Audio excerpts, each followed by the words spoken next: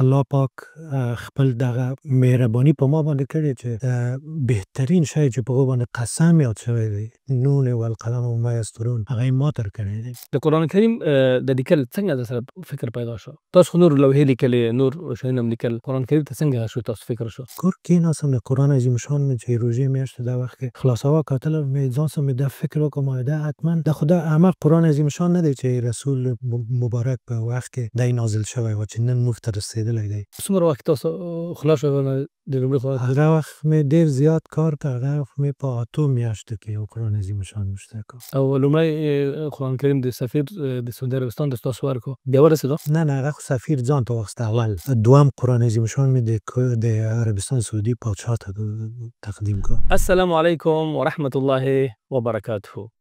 قدرمنو او محترمو دوستانو، د روژې په دې مبارکه میاشت کې دغه میاشت د قرآن کریم میاشت ده، په دې کې قرآن کریم را نازل شوی.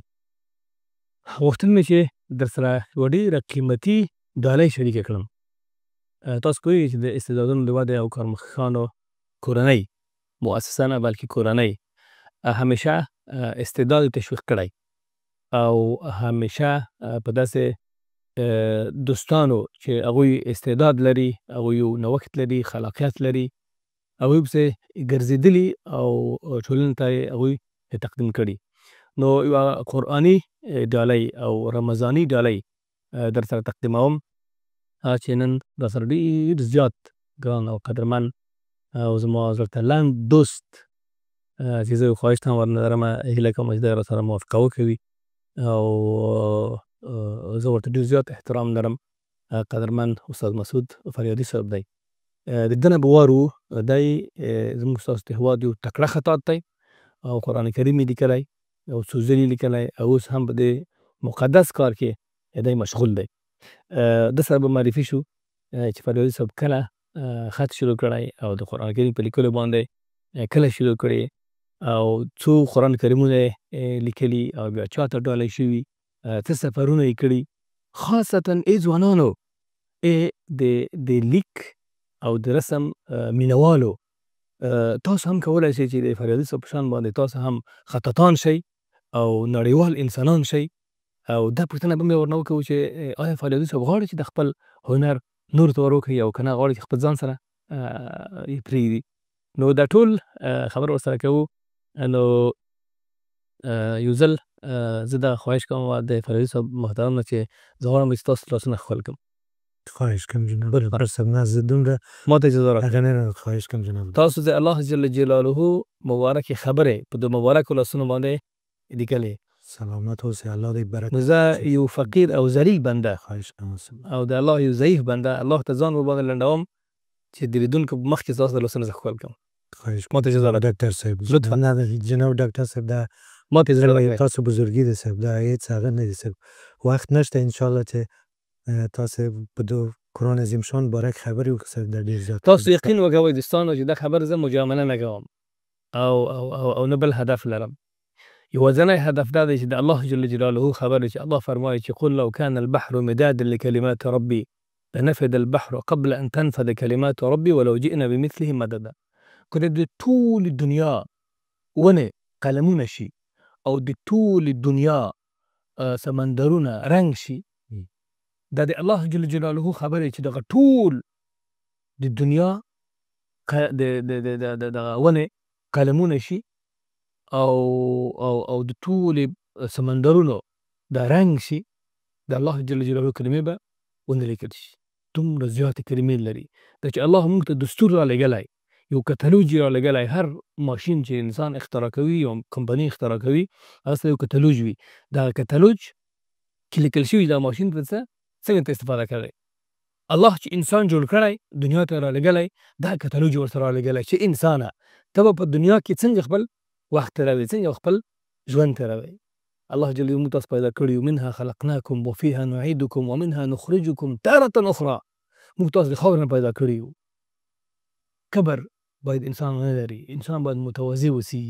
دې خاورې نه پیدا شوی انسانه او بیرته دې خاورې ته ځې او بیرته به الله تا د دې خاورې نه بیرته راپورته کوي. نو تا ته دغه دستور را لېږلی چې دې باندې ځان پوه کړه. او د خپل ژوند کې عملي کړه او د نورو خلکو ته ورسوه او په دې کې دغه هنرونه زده کړه. څوک د قرآن حفظ کوي، څوک یې لیکي او څوک یې خلکو ته رسوي، څوک یې تفسیر کوي. د ټول د الله جل جلاله بندگان دي. نو غواړم چې ډېرې خبرې وکړم، راځم د فریدي صاحب نه اورو. قدرمن فریدي صاحب ډېر ستړي مه شئ. خیر اوسه جناب ډاکټر صاحب، خدای دې خوشحاله او صحتمند ولره. ډېر خوشحاله یم چې نن تا په داسې حال کې ګورم چې خپل هنري لوحات هم شته او قرآن کریمونه هم شته، الحمدلله رب العالمین، او تا په صحت او په خوشحالۍ کې ګورم. سلامت اوسه. نو که لطف وکوئ خپل ځان لیدونکو ته معرفي کړئ. جناب ډاکټر صاحب، زه مسعود د وردګو ولایت یم او په دو ډېر خوشحاله یم، ډېر زیات افتخار کوم ځکه چې الله پاک خپل دغه مهرباني په ما باندې کړې چې بهترین شی چې په هغو باندې قسم یاد شوی دی، نون والقلم وما یسطرون، هغه یې ما ته راکړی دی. یعنې دو شکرانګي زه هیڅ کله نشم ادا کولی، هیڅ کله. او دا چې ما یې زړه او د افکارو څومره یې دو قلم سره مینه ده، یعنې په زرهاو داسې شپې ورځې راغلی دي چې زه ایمان اټکل پاتې ده، ایمان خوب پاتې ده، د ایمان تفریح و ستیری اصلا دشان که نه پیژنم چې څه شی دی. خب کله چې قلم وینم په ساده ژبه یې کویم جناب ډاکټر صاحب، زه معتاد شوی یم، اعتیاد لرم دې قلم ته. په زرګونو کارونه مې پرېښي دي، قلم و کاغذ چې ووینم ځان ته مې کشکې وي، ځان ته مې کشکې وي او چې آرامش ورڅه پیدا کوم. دا چې یو څو کلمې نوشته کومه او په دو باندې دو شکرانګي زه هیڅ کله نشم ادا کولی چې الله پاک چې دا قلم ما ته راکړی دی دا د الله د کتاب په خدمت کې دی. الحمدلله. که نه کړی چې سړی په دو قلم باندې د ادب نه لاندې کلمې هم نوشته کا. ډېر شته دي، لیدلی هم دي خلک کار د کار. اما شکر الحمدلله چې د قرآن او د دین او د اسلام په خدمت کې دی دا د ما قلم. الحمدلله. تاسو فریدي صاحب محترم کله کوچنیوالي نه کله تاسو شروع کړی به خط؟ همداسې چې تاسو ته معلوم دی جناب ډاکټر صاحب چې د خپله د خط پیدایش او منځته راتلل او په ننني شکل باندې چې د اسلامي خطونه نوشته کېږي، همداسې د ما په ژوند کې هم دو تاریخ وخت نه معلومېده. دومره مې په یاد رسي چې اول صنف کې چې مکتب کې شامل شوم وردګ ولایت کې غازی محمد جان خان مکتب کې شوم، کله چې ما قلم اخیست او نوشته مې که صنفیان ما ته ویل چې تا خط کوم صنف ډېر ښایسته کې اول صنف کې بیا وروسته هغه وخت نه اصول و مقررات په دو شیانو نه پوهېدم، اما قلم مې چې واخیسته غوښتل مې چې ښایسته خط ولیکم. پس دویمه درېیمه څلورم صنف کې د کتابونه به چې چاپېدل موږ ته به یې چیر کول، کتاب ته مې چې کتل په فکر کې مې درګرځېدل چې دا خط چې په کتاب کې دی زه باید همدغه رقم نوشته کړم. کوشش میکنم هر چیزی که کتاب که یعنی په ټولو اشارات علایم دغه شیان ټول چې دي عین همغه شی کاپي کړم په کتابچه کې. چې پسه پنځم شپږم اووم او اتم صنف ته چې ورسېدم، البته کابل په ولایت کې، بیا وروسته لږ بلد شوم د استادانو سره چې موږ طفولیت نه د موږ تاسو د افغانستان او په اوس عصر کې د جهانی استاد محمد اسرائیل رویا سره آشنا شوم، گرچه اما نو لیدلم چې خپل هم د وردګ ولایت دی. اوس هم صحت دی ورته سلامونه لیږو. هو شکر په امریکا کې ژوند کا دی خپله هیله ده چې ویګورو انشاءالله. انشاءالله دی د فرح پهلوي د پادشاه د ایران د ښځې شخصي خطاط و خطاطي که ورته هغه وخت چې موږ استاد په ایران کې خطاطي که ډېرو خلکو هغه کارونه چې موږ استاد کړل ډېرو پېژندل نه حتی. نو هغه یو چند بعدي استاد دی، برعلاوه د دو چې یو اوله درجه خطاط دی، هغه بهترین نقاش دی، بهترین طراح دی، یو په څو هنرو کې دی په عالي سطح دی رسېدلی دی او په جهاني سطح. حتی پادشاه د برونای یو څه د یو ورد ملک دی د اندونیزیا او مالیزیا طرف ته، آسیای غربي حتما ورته ویل کېږي. نو دلته یې دا دعوت کړی و، پادشاه یې ورغلی و او ډېر غټ کارونه یې کړي. اوس هم شکر زه ارتباط ورسره لرم، خبرې ورسره کوم نو یو استاد اسرائیل رویا خطونه د شیان چې ما ولیدل بیا نو دغه عشق و علاقه د دو هنر و کار دا چونه وی ډېر زیات شو. شاید 12-13 کلن و هغه وروسته بیا چې نوشته کول، البته د استاد مې لیدلی نه و، په سترګو ځکه نه و په افغانستان کې. صحیح.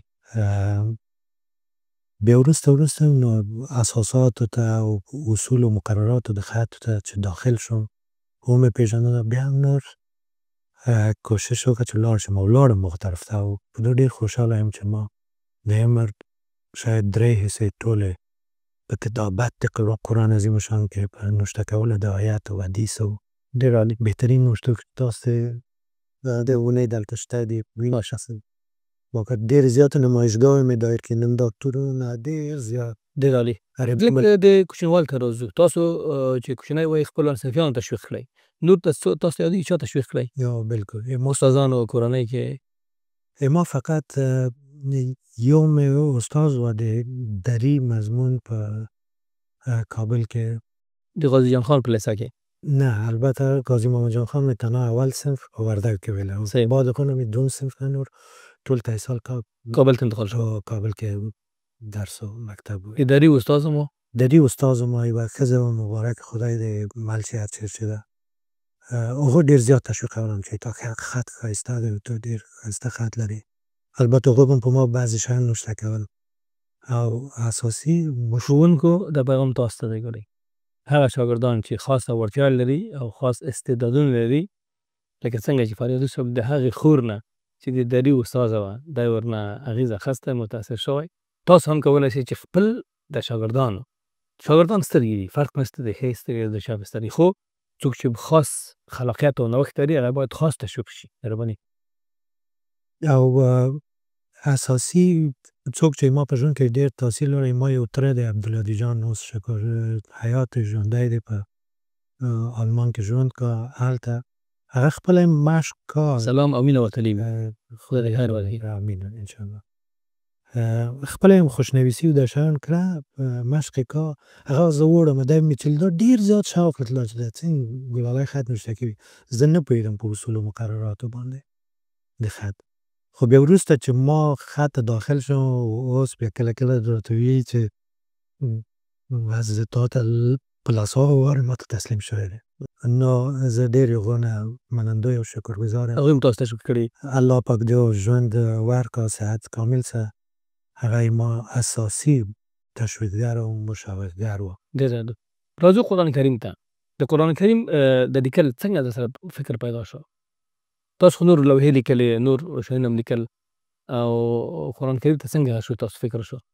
دا تقریبا 10 کاله مخکې یا د طالبانو حکومت اوله دوره کې هماغه وخت بیکاریان هم لږ ډېرې شولې، نو کور کېناستم د قرآن عظیم الشان مې چې روژې میاشت دا وخت کې خلاصوه کتل، مې ځان سره مې دا فکر وکړم دا حتما دا خو دا همه قرآن عظیم الشان نه دی چې رسول مبارک په وخت کې دی نازل شوی و چې نن موږ ته رسېدلی دی په دو شکل، دا حتما چند نوشته کړی دی او چاپ شوی دی.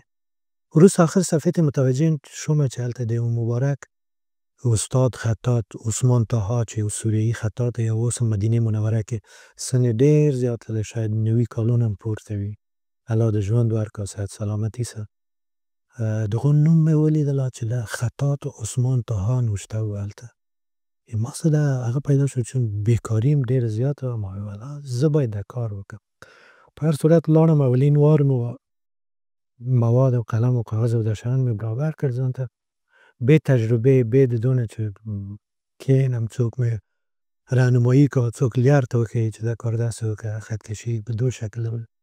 په هر صورت یو قرآن عظیم الشان مې نوشته کړ. هغه وخت ځوانم هم تکړه وم. اوس هم یو ځوان یې ماشاءالله. سلامت اوسې جناب ډاکټر صاحب. بیا کتل چې حتی په یاد مې رسي چې 60 ساعته ډېر نورمال ما کار کا، یعنې 4 ساعته به تنها زه ویده کېدلم. په اولو میاشتو کې 2-3 میاشتو کې مې په یاد رسي چې دغه ما لاس د 2 هډوکي چې وو حتی دومره په درد شول چې دا مې داسې پورته ونیول، د فشار د وینې د شان لاندې راغلل، درد به یې ورک شو، آرامه به وم. حتی په یاد مې رسي چې موږ 4 ساعتو کې چې زه به خوب ته تلم د دیوال څنګ ته به پریوتم د لاس مې دیوال څنګ ته داسې نیوه چې درد نه به لږ پکې راشم. بیا بعد هغه نه به چې رولتېدم قلم مې په لاس واخیسته د فشار د وینې به یې چې بېرته لاندې راغی بیا به یې درد شروع کړ. اما هېڅ مې قلم مې لاس نه ونه غورځوله. دومره مې نوشته وکړه داسې حالت بیا راباندې راغی چې نوشته به مې نه کړه ما لاس به خوږېدله. یعنې په خپله دغه درد به بولم هغه ته قلم طرف ته. قلم مې چې راخیسته درد به یې دا آرامه شو. داسې آموخته شوم. قرآن عظیم الشان مې نوشته که اول وار و. هغه پخواني د بهرنیو چارو وزارت مولوي صاحب متوکل دو معرفي کړم اسلام آباد ته یو هغه سفیر چې د افغانستان دپاره د عربستان سعودي سفیر چې د افغانستان دپاره یې کار کوي هغه ته یې ور معرفي کړم ورغلم قرآن عظیم الشان یې ما نه واخیستل او ډېر خوشحاله شو ډېر بیا راغلو بیا چې راغلم کابل ته بیا دویم وار بیا شروع کړم نوشته مې کړه. وبخښئ په څومره وخت تاسو خلاص شوی د لومړي خلاص؟ هغه وخت مې ډېر زیات کار کړ. هغه وخت مې په 8 میاشتو کې یو قرآن عظیم الشان نوشته کړ. ډېر زیات کار مې کړ. هغه مې نوشته کړ. بیا همداسې دویم دریم څلورم بیا کله چې پخوانی جمهور رئیس حامد کرزی خبر شو ورباندې چې خط نوشته کوم بیا دوم ډېر تشویق کړم. دویم علاقه‌مند د خط و داشتم. ما خطونه یې ډېر خوښېدل. هر وخت به یې ورگفتم راړه چیز نوشته کړي دي بیا به یې ما تابلوګانې او خطونه و داشتن اخیستل سم.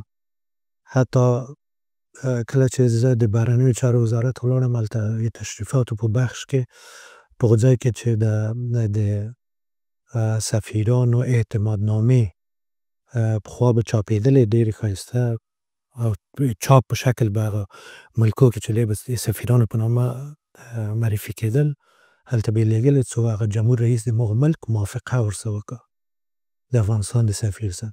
وروسته جمهور رئیس حامد کرزي بیا ما ته ویل چې دا په لاس باید نوشته کړې. په لاس مې نوشته کولې د سفیرانو اعتمادنامې.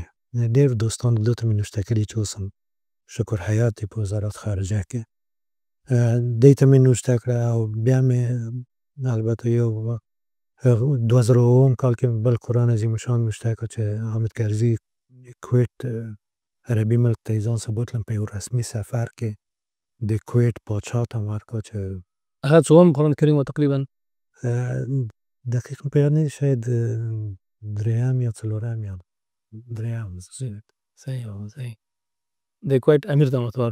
کویت امیر ته ورکړ. امیر د کویت برلود چې ډېر زیات مریض و په البیان قصر کې الکویت ښار کې چې موږ اوسېدلو هلته دی برلود دی چې مریض و اما د قرآن عظیم الشان په احترام دی د خپل اقامتګانو یا د خپل حرمسرای نه راغی مریضي په حالت کې راغی قرآن عظیم الشان چې عکسونه مې جناب ډاکټر تاسو ته درښوده او قرآن عظیم الشان ورته تقدیم کړ او ارم کړم.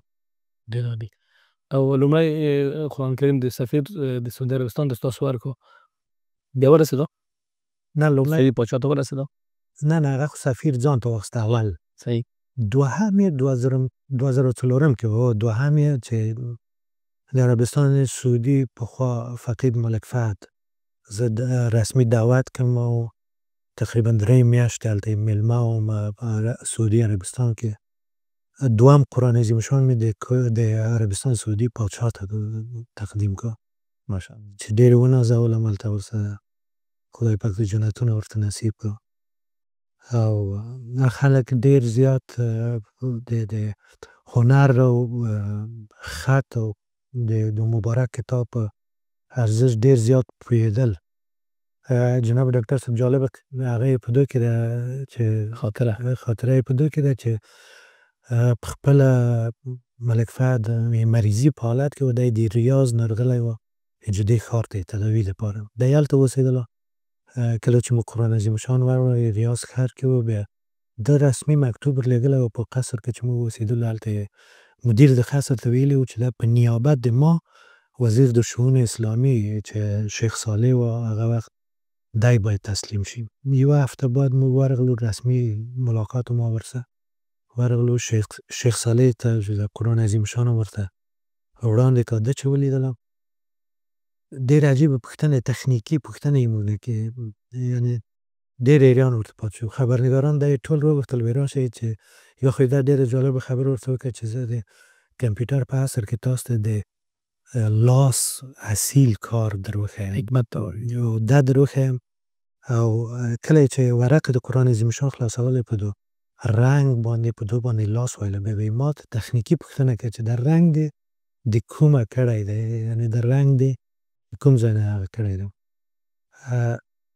یوه موضوع ډېره مهمه او اساسي ده، دغه غواړم زه یاد کړم چې ما مورجانه خدای پاک دې ته په سلهاوو کال عمر ورکړي ټولو مسلمانانو سره خدای پاک دې وساتي. ورته مور مې برغه ویل چې سواد د ویلو نوشته کولو نه لري، خو تر ننه پورې تر یو ساعت مخکې پورې چې ما خبرې ورسره کې تر اسمانو پورې ما تشویقوي او خط مې ګوري ورته وایي چې زویه دا الف دې داسې نوشته کړی، دا ب دې داسې نوشته کړی، دا دې که په دو شکل نوشته کړې وه ډېره بهتر ما دپاره په میلیوناو ارزش لري. دا ډېر زیات هغه خبر ده.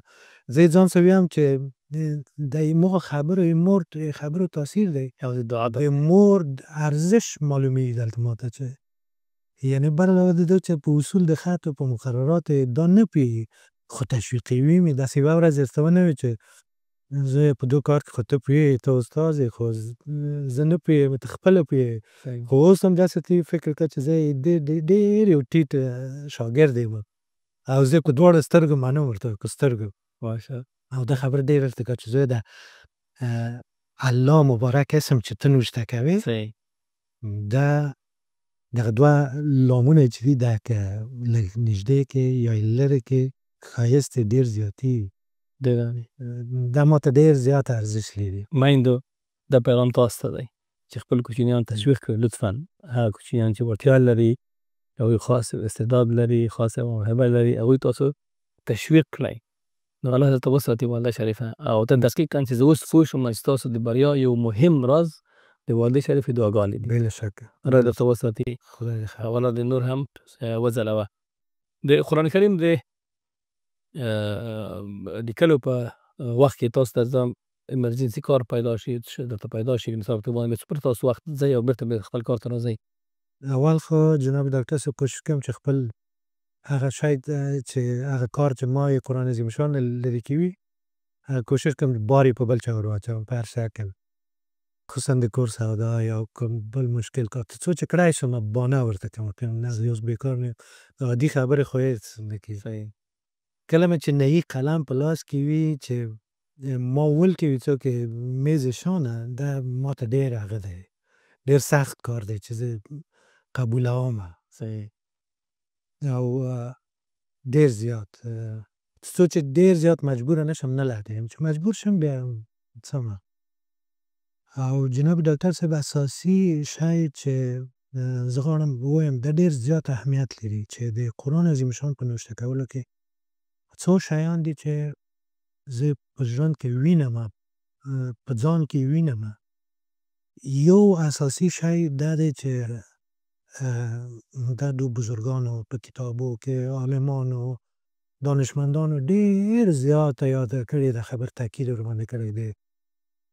روزی پیدا کول، د روزی درد، د روزی تنشن، د روزی دغه اندېښنه او تشویش دغه شی قرآن عظیم شان د ما نه بلکل ورک کړي. الله اکبر.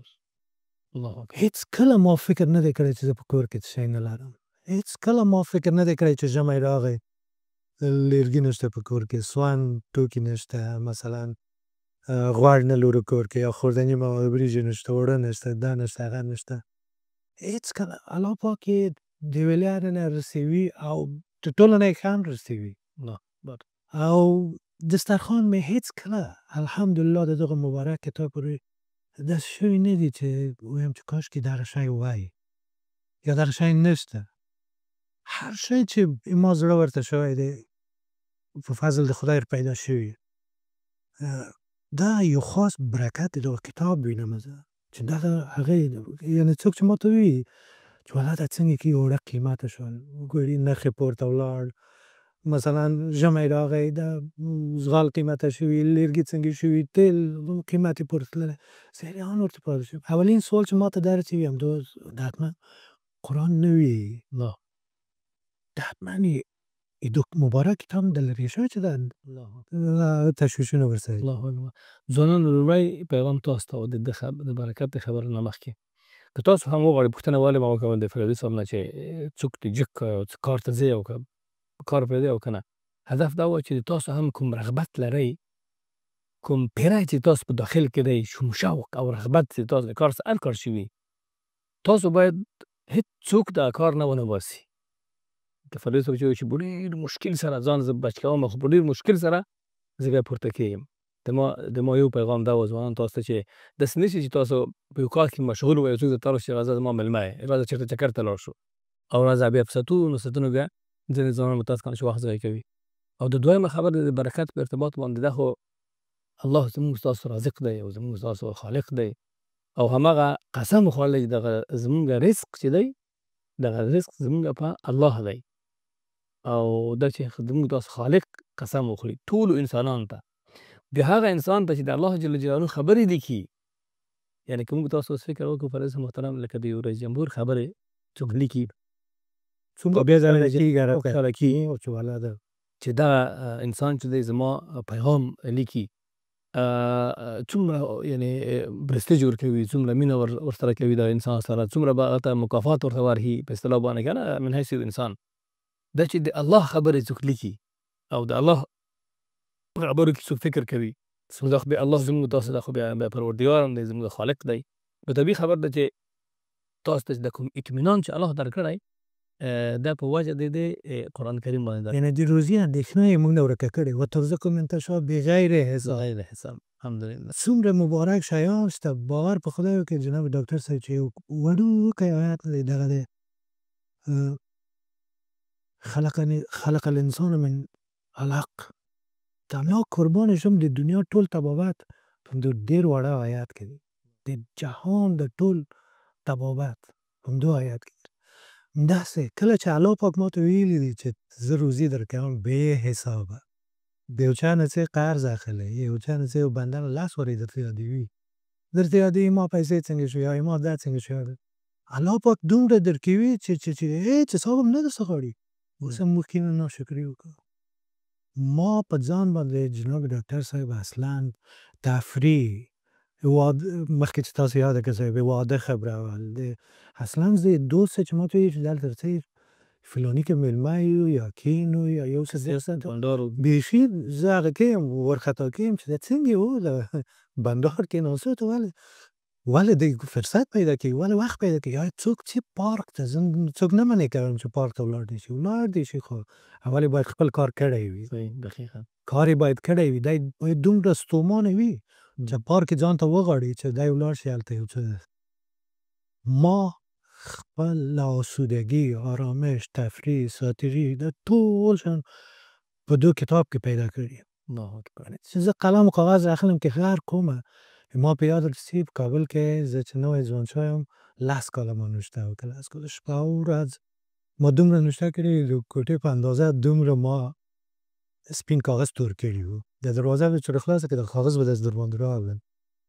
دومره کار مې وکړ چې بې اندازې زیات. اما دومره خوندونه ما دو ولیدل چې جناب ډاکټر صاحب د پادشاه د کویت مې مخکې چې بسیا درته وکړه چې دی راغی په حالت د مریضي کې دی چې راغی هلته دی چې ولیدل په یو عکس شته تاسو ته مې درولېږه یو عکس دی داسې ولاړ یم قرآن عظیم شان دی بیا حامد کرزی دو خواته دی او کویت پادشاه دو خواته دی دواړه داسې په نیم ناستې حالت کې دي.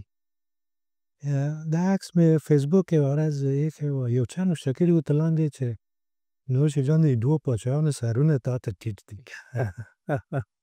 دا خبرې چې ما ته وکړه بیا ما ورته نوشته کړم ما ته ټیټ نه دي اصلا ما زه یو بیچاره بنده یم د قرآن ته ټیټ دی سرونه. دو کتاب ته چې غرونه سرونه ټیټوي هېڅ شی د دو بار په اوږه باندې نشي اخیستی. همدا انسان دی چې اشرف مخلوقات چې الله پاک یاد کړی دی خو همدا دی چې الله پاک ته کتاب ورکړی دی او زه ډېر خوشحاله یم چې نن دا نوشته کوم او ما قلم وي د قرآن په خدمت. الحمدلله دا د محمد صلی الله علیه وسلم هغه معجزه ده چې تا آخرت پورې وي. دا زموږ ستاسو لپاره دستور دی او دا تاسو لپاره یو ډېر غټ اعزاز الله درکړی. تاسو بختور خلک یې. تلویزیون محترم دې نقطې ته راځو چې تاسو شاګردان لرئ؟ متاسفانه داسې شرایط هېڅ نه دي برابر شوي چې زه یو ځای پیدا کړم او زه ډېر مې شوق په دې رسي چې 100 نفره 200 نفره 500 نفره شاګردان وي، ټول تمام شپه او ورځ ولاړ شي راشي، ټولو قلم رنګ نهي په لاس کې وي، شاګردان وي. د قرآن نویسي دغه د فرهنګ بیخي داسې عمومي کړو. زه اوس کینم 1 کال 2 کال کې قرآن عظیم شان لیکم که داسې تکړه ځوانان تکړه خلک ما سره پیدا شي چې د عادي کارونه یې ما ته وکړه، مثلا یو نفر خط کشي وکړه، یو نفر تهذیب سکیچ کړه، یو نفر ختمونه د آیات وکړه، یو نفر یو شی بل شی ډېر زر به دغه یو عظیمه پروژه، یو داسې پروژه چې دواړې دنیاوې د انسان ته جوړوي دا به سړی مخې ته یوسي په خیر او دا یو ډېر با عزت او با ارزښته. ډېر عالي دی. نو هغه لیدونکي خاصتاً ځوانان چې هغوی په خپلو ځانونو کې دغه وړتیا لري چې هغوی وکولی شي خط زده کړي او بیا خط د قرآن کریم په خدمت کې کښېني. نو د هغوی نه زما خواهش دی چې هغوی کامنټ کې خپل نومونه ولیکي او خپل د رابطې نمبرونه هم شریک کړي. انشاءالله په خدمت. اوس خو وعده نشته، خو یو فکر ورباندې کوو چې څنګه ستاسو د استعداد او ستاسو د هنر نه د قرآن کریم په خدمت کې څنګه تاسو شاګردان وروزئ او هغوی څنګه ورنه ګټه واخلي. په شریکه باندې یو فکر کوو. زما بل پیشنهاد هم دی چې هغه دا چې زه پروګرام تقدیموم، TUT ورته وایي، ټریننګ آف ټرینرز، د ټرینرانو ټریننګ.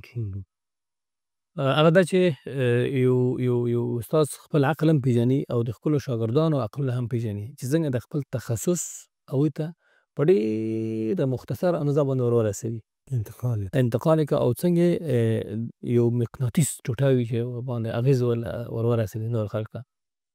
دا پروګرام ستاسو په خدمت کې ږدو. بیا ستاسو هغه شاګردان چې په اصطلاح باندې ماستر شاګردان دي چې په اصطلاح باندې خطاطان دي، هغوی هم که تاسو سره به تماس ونیسي ښایسته هغوی ته هم بیا موږ یو پروګرام ورکوو رومخ تاسو ته ماستر ټرینر، ځکه اوس چې هر څوک اوس چې ډرایوینګ کوي یو لیسنس لري، بغیر د لیسنس نه څوک موټرونه نشي کولی. دغه ټریننګ یو خو دا دی چې تاسو هغوی ته تاسو په اصطلاح باندې خط ور وښایئ په تقلیدي انداز باندې، یو داسې په تخصصي انداز باندې تاسو ټریننګ ورته ورکړئ. تاسو لوی ټرینر او هغوی ستاسو نور په اصطلاح باندې شاګردان، بیا وروسته په خیر ستاسو د لویو شاګردانو ته هم د لیسنس موږ به ورته ورکوو که د الله رضا وایي چې هغوی هم هر چېرته چې ځي یو خپل لیسنس وښایي. زه من حیث یو خطاط د لیسنس زه لرم، ډېر عالي فوق العاده نړیوال معیارونو باندې دا خدمت انشاءالله چې موږ تاسو سره کولی شو که د الله رضا وایي انشاءالله تعالی. انشاءالله. نو اوس خو تاسو په خیسته د خط هغه به وګورو، عملي بخش به هم وګورو. نو مخکې نه چې هغو ته انتقال شو، تاسو څه پیغام لرئ مینوال ته، لیدونکو ته؟ نو کامره ستاسو په خدمت کې ده. سلامت اوسئ جناب ډاکټر صاحب. ما پیغام مې دا دی چې خط او تذهیب دا دوه هنرونه چې دي بهترین هنرونه دي په ټوله دنیا کې، بهترین هنرونه. هغه هنرونه چې بر علاوه د دې چې ښکلا ده پې کې ډېره زیاته، دی خپله خبرې درڅه کوي. یعنې ښایسته خط د انسان داسې دی لکه د مېرمنو د زیورالات چې دي، انسان ته دومره ارزښت لري. خپله د علم چې دی، د علم تر څنګ د خپله خط هنر چې دی ډېر زیات ارزښت لري، خصوصا په اسلامي هېوادو کې نن تمام دغه تاریخ چې دی د ټول د قلم په واسطه د نوشته کولو د خط په واسطه تر ننه پورې موږ ته انتقال شوی دی. یو د آغا خان د فاونډیشن یو نماینده و کابل کې، جناب ډاکټر صاحب یوه ورځ یې تقریبا 10 کاله مخکې ما ته یې نمایشګاه جوړه کړې وه نندارتون په هغه کې بابر په باغ کې په چلستون طرف ته نندارتون یې ورته جوړ کړی و. بیا 2 دانې پوسټ کارت ته یې چې آیتونه و حدیثونه پکې نوشته شوي وو چاپ و. البته ما ته یې تحفه راکړې وه، دا مې تا ته راوړي چې کتل ومې کتل د 700 کاله مخکې خط وه، ډېر ضعیف خط وه. ما په ټوکه هم داسې ورته وکتل، ما ویل ما خط ښایسته دی که 700 کاله مخکې د ما ته ډېره یوه ښه خبره وکړه. د ما ته ویلې وایي خط باید تاسو ښایسته وي په دې خاطر چې تاسو 700 کاله تجربه لرئ. یعنې دا خط چې تر اوسه پورې رسېدلی دی دا ډېر زیات. بیا نن په عصر د کمپیوټر په اړه کې زه نه یم چې کمپیوټر هغه نه دی کړی. کمپیوټر دومره طرحې کا دومره خطونه نوشته کوي چې په زرهاو وارې د ما د کار نه فوق‌العاده او ښه دي. اما هغه کار چې زه کوم هغه اصل کار تر اوسه پورې هم کمپیوټر نشي کړی. ډېر سلامت اوسئ. او بیا به یې ونشي کولی. بیا به یې ونشي کړی. او زه ټولو ته مشوره ده خورانو ته ورونو ته ټولو ته زاړه او سپین ږیري ته کشر او مشر ته ټولو ته خط نوشته کړئ چې دی تاسو جوهر دی، تاسو ښکلا دی، تاسو عزت دی په آخر. ډېر عالي. هغه مینوال چې د قدرمن استاد سره هغوی غواړي تماس وکوي نو د هغوی نمره تاسو اخیستی شئ او تاسو ورسره تماس کولی شئ. او لکه مخکې چې موږ خبره ورباندې وشوه خاصتاً هغه خطاطان چې د قرآن کریم په خدمت کې خپل ځانونه ږدي تاسو قصې واورئ، تاسو د اطمینان او سکینه او خوشحالي او موږ تاسو ته رمضان په مبارکه میاشت کې یو نو هغوی نه جدي زما خواهش دغه دی چې هغوی ورسره تماس وکړي. په دې باندې یو فکر کوو چې څنګه یوه برنامه په خیر سره جوړه کړو که د الله رضا وه. حتی که چېرته ورونه او خویندې ټول وخت نشي ورکولی علاقل لږ لږ وخت ورته ورکړي د قدرمن استاد څارنې لاندې په خیر سره دا پروګرام به انشاءالله د قرآن کریم خدمت به انشاءالله په شریکه باندې انشاءالله کوو. په سترګو جناب ډاکټر صاحب ما تعهدم تاسو ته دلته هم دا دی چې هېڅ کله به زه هغه څوک چې ما مینوال دی د ما د کار مینوال دی زه به خدای نخواسته خفه نه کړم او بهانه به ورته ونه کړم که هر وخت په څلېرو ساعتو د ژوند کې هر وخت په ما باندې غږ کړه زه حاضر یم ورته. خو ما داسې څوک په کار دي چې ما ته ونه وایي چې زه خسته شوی یم. دغه کلمه هېڅ ما ته هغه نه لري.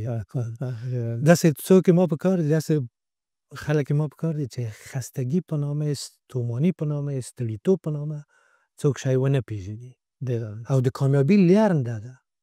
که غواړې چې څوک ورسي کامیاب شي خپله محمد علي کلیب یو قهرمان د بوکس الله پاک د جنتونه ورکړي دو ویلي وو چې ما اصلي تمرینات دغه ځای نه شروع کېږي چې زه ستړی کېږم چې کښېنم به بعد هغه ما اصلي تمرین د مغز نه شروع کېږي چې د دنیا په سطح اولین قهرمان کا چې د هېڅوک په رنګ کې پرې نه ښودل او ټول یې وغورځول په مځکه باندې. تاسو د خبرې په تایید باندې زه ټرینر یم، خلکو ته ټریننګ ورکوم په دې بشري وده او پیاوړتیا تخصص کې. نو کله کله 15 ساعته کله کله 6 ساعته زه ولاړم په دوه پښو باندې ولاړم او ټریننګ ورکوم. زه د خپل تخصص نه هلته خوند اخلم چې کله طبعا خلک کوم برونه او خویندې چې حاضر شوي هغوی ګواهي ورکوي انشاءالله چې څوک خسته شوي نه دي. زه چلینج ورکوم د څوک چې حاضر شوي یم چې یو انسان هم که چېرته په تالار کې خسته شو فوراً پروګرام بندوو، ځکه د موږ پروګرام کې متنوع شیان وي څوک خسته کېږي نه. کله کله پکې مساج هم ورکوو چینایي مساج او سټیپسس ډېر څوک خسته کېږي نه. نو تاسو یقین وکوئ چې کله ډېر زیات ساعتونه تېر شي مثلا یو پروګرام 15-6 ساعته مثلا نو زه د خپل دوستانو سره ټوکې کوم زه اوس ګرم شوم ښه او تاسو ته معلومي هغه څوک چې تر آخره پورې درته ناست دي کامیاب هم هغه نه هماغه مخې ته هم چې کامیاب هم وي او د موږ د قوت باعث هم هغه کسان ګرځي. دقیقاً د قدرمن استاد د کوم وعده چې تاسو سره وکوله چې خفه به یې نه کړم زه غواړم یو سر کمنټ په دې باندې ولرم هغه دا چې د قرآن کریم په آخر کې یو آیت اختیار کړی او هغه ډېر یو جالب هغه آیت شریف دی هغه د قرآن کریم په آخر کې لیکلی چې الله محمد صلی الله علیه وسلم ته دغه زیری ورکوي چې وانک لعلی خلق عظیم ای محمد صلی الله علیه وسلم واقعا چې ته د لوړو اخلاقو خاوند یې. په دې یوه خاطره پردیس محترم په جاپان کې زما وخت یو ټریننګ و د ټي او ټي پروګرام یې و نو ټریننګ اف ټرینرز چې ورته وایي د ټرینرانو ټریننګ به یو اسلامي سنټر د لیدلو په خاطر باندې ولاړم. نو دلته د خط یو صنف ته داخل شوم مختلف مهارتونه وو د یکشنبې ورځ رخصتي وه جاپانیان نارینه او ښځینه راتلل او مهارتونه یې زده کول. د خط یو صنف ته داخل شوم چې استاد په تخته باندې لیکلي وو چې وانک لعلی خلق عظیم بیا دلته خویندې هم ناستې وې او ورونه هم ناست وو. په صنف کې د ما وخت ډېر داسې مختصر وخت و. نو بیا د یوې خور نه پوښتنه وکوله ما چې ته په دې معنا باندې پوهېږي؟ خط یې ښکلی و، جاپانی وه. د مصر سفارت کې د جاپان ماموره پاتې شوې وه، هغې باندې خبرې کولې. بیا یې ما ته وویل چې نه زه په دې باندې نه پوهېږم. ما ورته تا خو ډېر ښکلی خط دی، زه تا نه خواهش کوم چې په دې باندې ته ځان پوه کړې. په عربي باندې نوشته کړي وو؟ په عربي و انک لعلی خلق عظیم. د سوریې نوي استاد و، په تخته باندې ورته لیکلي وو، د شاګردانو له هغې لیکلي وو، خطونه لیکلي وو. بلې دې په عربي خبرې هم کولې او خط یې هم لیکه. 2014 کال کې انجینر صاحب ابراهیم جان زما اواز چار وي، هغه شاهد د صحنې د هغه راسره و. بیا په 2019 کال کې زه بیا جاپان ته لاړم، تقدیري د همدې اسلامي سنټر نه مې بیا لیدنه وکوله او د خط د صنف ته بیا داخل شوم. په دې صنف کې تقدیري همدغه خور بیا ناسته ده. استاد عرب استاد دی او یو بل شی ورته لیکلي په تخته باندې. دوی صرف یکشنبه یو ساعت 2 ساعت راځي او همدلته د خپل هنر زده کوي. نو دې خور ته ما ورته ویل چې که تا ته یاد شي زه راغلی وم او د تا نه ما یو خواهش کړی و، یو کارخانګي مې درکړې وه. ما ته وویل چې اوه هغه کارخانګي خو ما ته بلکل په یاده ده، او محمد هذا رجل عظیم اخلاقه عالیه. دا خو مسلمانه نه وه. نو بیا ما ورته ویل چې زه غواړم چې ته زما خور شې. هغه څنګه؟ ما ورته ویل چې د ما سره ته کلمه ووایه، لا اله لا اله الا الله محمد رسول الله. یوټیوب کې دا هغه شته، کوم ورور غالبا عکاسي کړې، یوټیوب کې د ما د خور خبره شته او دا چې کلمه هم نطق کوي دا صحنه شته، کله چې لیدونکي به وګوري. بیا خلاصه د خبرې بیا د خور مسلمانه شوه.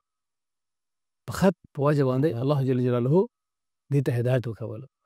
نو زما هدف کمنټ دا و چې قدرمند استاد مسعود فریدي صاحب څومره زه پېژنم، دی به انشاءالله تاسو خفه نه کړي او په ډېره مینه او په لوړ اخلاقو باندې به انشاءالله تاسو ته د خپل هنر انشاءالله در ورسوي. خو شرط یې ګورئ ډېر واضح دی، ګورئ ښه شرط چې دی مطلب دغه دی چې تاسو هم مطلب د ده په شان باندې همداسې زحمت وباسئ او همداسې د کار ته کار ووایئ. ځکه جناب ډاکټر صاحب دا کار یو فداکاري غواړي، دا داسې هنر نه دی چې زر لاسته راشي. زر به لاسته راشي اما تا آخر د عمر نه یې تمرین. داسې که ورس کروټې چې پوکوي زغال باندې تازه کېږي، ښکلي کېږي، ډېر ګلالي کېږي. خو کله چې پوه نه کوې بیا نو تیاره کېږي، هغه کېږي. تاسې خبرې په اساس ډاکټر صاحب په 2004 کې چې زه عربستان سعودي پاچا ووتلم، هلته مې ولیدل چې دې په مطبوعاتو کې یو خطات و د دیواني یو خط دی، ماسې نمونه شته د دیواني خط یو استاد و، ومیل د هغه هم جالانه وه. یو انجینر د تیلو و، ډېر زیات تجارت یې که تله او راتله عربستان سعودي و هغه ته جاپان ته. دا چې راغلی و کومه ورځ کوم خطات ګوري چې مشق کا خط نوشته کوي، ډېر خوند یې ورکړی و. زه وروسته خبر شوم چې د هغې مو ولیدله، د نندارتون هغې وه، د کارت یې وه، دا ما ولیدله چې خطونه پرې نوشته و او دا هم جاپانی. بیا ده یو اسلامي نوم هم ځان ته هغه کړی و، فواد هونډا په نامه. هونډا هغه جاپاني نوم و او د فواد یې دلته ورته ایښی و. ډېر ښایسته کارونه یې کړي وو، یعنې دغه قمر کې دا شیان آیتونه حدیثونه دا شیان یې نوشته کړي وو، ډېر ګلالی خط یې و. مسلمان کړی و؟ مسلمانۍ یې دونه خو یې خبر نه یم، دومره ځکه ورسره په ارتباط کې نه وم. خو بیا وروسته خبر چې دی هغه شوی دی، د تجارت او بزنس د تیلو د ټول شیان یې ویر شوي وو، ځینې پرې ایښي وو، ټول ژوند یې پرې ایښی و، غلی و، د تابلو سازي که ناست به داسې خوند یې ورکولو. دا څنګه ګلالی کار دی، بیا به چې معنا به یې پوه شو بیا ډېر زیات. هلته بیا تللی و نندارتون یې جوړ کړی و په ریاض کې، دا یې ډېر زیات تشویق کړی و. نو دا کار چې دی جناب ډاکټر صاحب دا ټول عزت دی، آبرو ده، خوشحالي ده. الحمدلله. مننه ستاسو د ګران ډالۍ نه. خیر اوسه جناب ډاکټر صاحب. الله پاک دې د آیت الکرسي شریف چې په دې باره کې مسلمانانو ته ډېر هدایتونه شوي چې ویل یې څومره ارزښت لري، څومره ډېر د کور د وتلو نه کور ته داخلېدو ته تمام ژوند د انسان کې د آیت الکرسي شریف د انسان سره ده. ډېر عالی. څومره وخت کې مې لیکلی د آیت کرسي؟ شاید 1-2 ساعته کې. دعا ساته. او الله پاک دې دو مبارک کلمې برکت په ټول اسلام باندې دوستان په موږ تاسو باندې په ټول باندې واچي. الله پاک دې ټول مسلمانانو د بدبختیانو نه نجات ورکړي. ټول دې ډېره زیاته مننه قدرمن استاد ستاسو د وینا او قدرمنو دوستانو نو هغه د خط دیوالان کوم استادان چې ان شاء الله امید چې تاسو خطونه وګورم په خیر سره که د الله رضا وي. ډېره زیاته مهرباني ډېره مهرباني. دا به دلته دفتر کې ملګري ځوان وي. دا هم یوه تقدیرنامه ده چې ملګرو ته په نظر کې نیولې. حق ستاسو ډېر زیات دی قدرمن استاد. سلامت اوسئ. ما خو اول د برنامه کې ویل چې اجازه در رانه کړه چې تاسو ته ولیکلي وای نو حق هم ډېر زیات دی. نو دا چې تاسو د الله جل جلاله کلمې لیکئ د ستاسو په حق کې ډېر کم دی. دا یوه تقدیرنامه ده چې په نظر کې نیولې. نو تاسو ابسطترین حق دی چې تاسو تقدیر شئ. تاسو ونازوئ. خدای تاسو ته خیر و برکت درکړي. موږ حق د دوستي دا دی صاحب چې دوام ورکړي. دوست بیتسه ان شاء الله. ډېر زیات تشکر. جزاکم الله خیرا. قدرمن دوستانو ستاسو نه هم مننه کوم. قدرمن او عزتمن استاد مسعود فاریابي صاحب د هېواد یو مشهور خطاط او د هېواد ویاړ او د هېواد فخر او دا چې د مختلفو هېوادونو ته سفرونه هم کړي وو او الله جل جلاله توفیق ورته ورکړی چې د خپل کتاب د لیکلو دپاره چې اوس 8 نمبر قرآن کریم کې دی مشغول دی او هغه به ان شاء الله موږ تاسو په ګډه باندې به سره ګورو. ان شاء الله در سره وعده ده چې در سره شریکوو به که د الله رضا وه. نو هیله کوم ان شاء الله چې تاسو هم داسې وړتیاوې پیدا کړئ ځوانانو او تاسو هم داسې وځلیږئ او څومره استعدادونه چې لرئ په خیر سره د دین د وطن د امت دپاره ورنه ګټه واخلئ. او دا چې بیا در سره ګورم نو الله ته مسپارم او هیله کوم چې ښه وختونه ولرئ. د استاد نه ډېرې زیاتې زه مننه کوم چې دوی سلامت زحمت ایستلی تشریف یې راوړی او د الله نه ورته مزید توفیق غواړم. والسلام علیکم ورحمة الله وبرکاته.